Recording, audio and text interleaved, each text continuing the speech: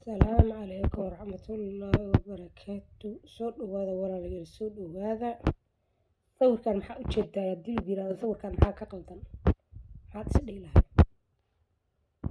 Yaa muxuu yahay sawirkan? Waxaa ka qaldan waxaa weeye nimankan waa niman sawir waa horaa weeye. Kow waa niman iyagu isu soo sharaxaya. Waxay isu soo sharaxayaan inay xukun qabtaan, xukumo sare qabtaan.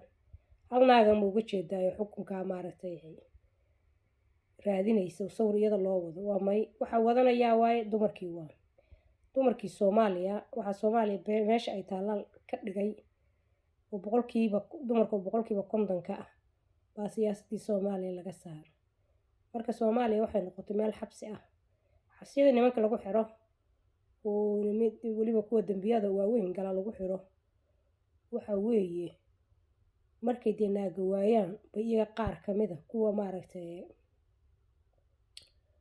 maaragtay iyagu muxuu ahayd iska yara jilicsan naaga laga wada dhigto. Maaha inay qaniisiin yihiin, khasab bay naaga uga dhigtaan. Waxa lagu leeyahay ama waa lagu dilayaa ama naagan ka dhigto. Hadda Soomaaliya waxa weeyaan raggii Soomaaliya wax u diidan dumarkii Soomaaliya inay wadanka siyaasadda dumarku wax ka soo galaan oo dumarku muxuu ahayd wadanka ay maaragtay taladiisa iyo muxuu ahayd horukiisa wax ka qabtaan.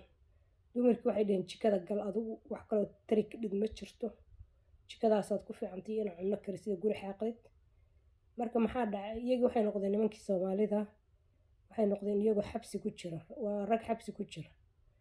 Marka waa inay islaayaan jilaafooyin isu dhigaan maxaan ku raadiyay tadito ay midkii markaa isku arko inuu xooga awood weyn yahay uu jeebka buuxsado kii kalena maaragtay buurta ka tuuro ama muxuu ahayd tadito hortiisa dilo si uu hortiisa uga baxo. Intaas isku haystaan. Aqli intaa ka sarreeya ma jiro. Adduunkii saas u fiirsanayaa dhowr iyo 30 sano la daawanayaa. Marka waa loo fakiray waxa loogu fakirayay dalkan dad leh ma jiro. Dad ma u jeedaa aqli leh dadkan ma jiro. Waxa loo gooyay dalkii Soomaaliya sidii keegii baa cad loo gooyay. Waxaana la doonayaa marka cadba mar in la goosto la qaato. Qorshe u dagsan dad ba qorshe u dagsan yihiin. Dawladda qorshe u dagsan yihiin. Raba dhulkan barwaaqada ah ee meesha fiican ku yaala meesha adduunka dhan dhaqaalihiisu mar ku yaala qoloba mar cadkeeda qaadato waa loogu jiraa.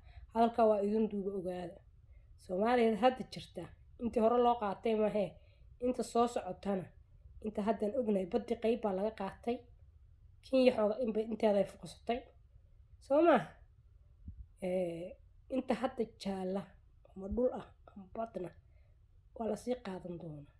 Sida saa loo sii qaadanayo qayb mar loo qaadanayo ummadda Soomaaliya waxay noqonaysaa kuwo aan dhul lahayn ee dhulaawayaal bay noqonaysaa ugu dambeynta.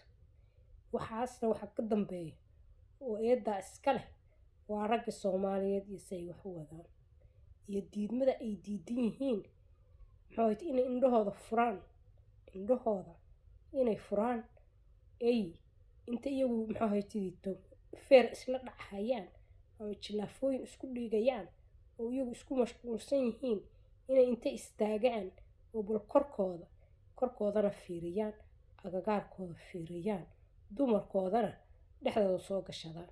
Dumarkii xagga iska tuuran waxay dhaheen baxa agteen ha imaanina. Ma fahamtay? waa adigoo arkaysid dumarkii halkaa tuuran iyo raggii iyagu is haysta islaynaya seeraya. Soomaaliya waa intaa iyo dumarkii oo meel iska tuuran iyagiina jilaafo dagaal bay iskula jiraan dagaal. Ma fahamtay? Xagga iyo xaggana waxaa soo weeraraya durwaayo libaaxiyo masas balaayo dhan baa soo weeraraysa umana jeedaan. Waa intaas ayaan ka tagayaa sheerka iyo like